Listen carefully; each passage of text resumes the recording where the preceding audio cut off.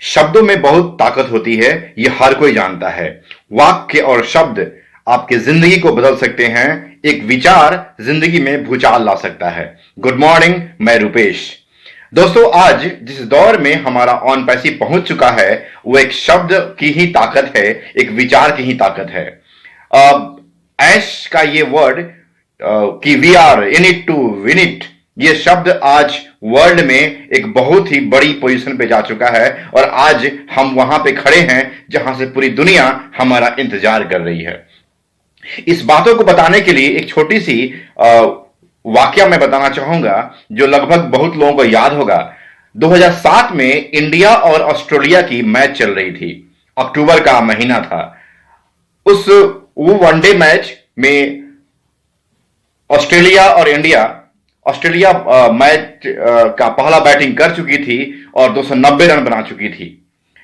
Second में India batting करने को उतरी थी और आपको मालूम है सचिन तेंदुलकर उस समय इंडिया में बहुत अच्छे खिलाड़ी थे जो आज भी उनका नाम लोग लेते हैं और सचिन तेंदुलकर को भगवान का दर्जा दिया गया था क्रिकेट में। ब्रैड हॉग उस समय बॉलिंग पे थे। 24वें ओवर में सचिन तेंदुलकर लास्ट बॉल पे बोल्ड हो गए।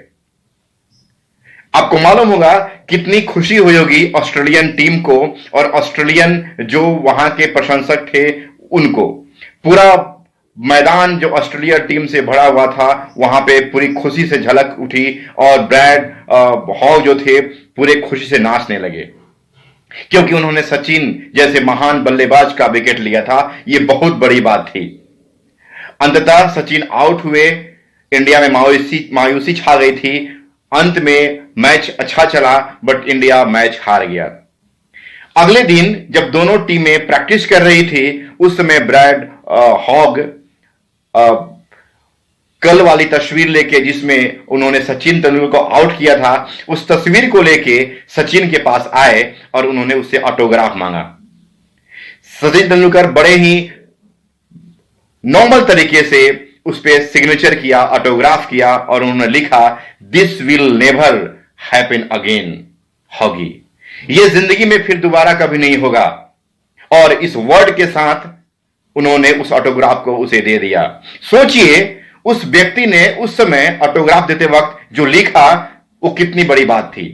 क्योंकि क्रिकेट कहा जाता है कि अनिश्चितताओं खेल होता है और वो कभी भी किसी को नहीं कह सकता है कि मैं उसे आउट कर दूंगा या वो आउट हो जाएगा। ये किसी पे पॉसिबल नहीं होता है। इसके बाद 17 बार लगभग दोनों एक दूसरे के सामने आए, इंटरनेशनल मैच खेले और मजाल की एक बार भी ब्रैड हॉग कभी सचिन को आउट कर पाए। जिंदगी में वो दोबारा कभी नहीं आया कि सचिन उनके बॉल पे आउट हो गए। सोचिए वो ताकत, वो शब्द कितनी बड़ी शब्द थी जो सचिन ने ठान लिया था। उस वक्त की वो जो शब्द उनके सामने आए थे उस शब्द ने सचिन को इतनी ताकत दी थी कि वो ताकत और मेहनत कभी भी जिंदगी में ब्रैड हॉग आउट नहीं कर पाए। अगर कोई व्यक्ति आपको कुछ कहता है या फिर कोई चैलेंज करता है, उस चैलेंज को स्वीकार कीजिए और स्वीकार करने के बाद ऐसा कुछ करिए कि जिंदगी में फिर व्यक्ति अगर आपके सामने आए तो प्रशंसा वो खुद ब खुद करे। दुनिया ने इस प्रशंसा को बड़ा ही प्रशंसा किया है और पूरा वर्ल्ड इस चीज को देखा कि सचिन की शालीनता और सचिन की ताकत को पहचाना।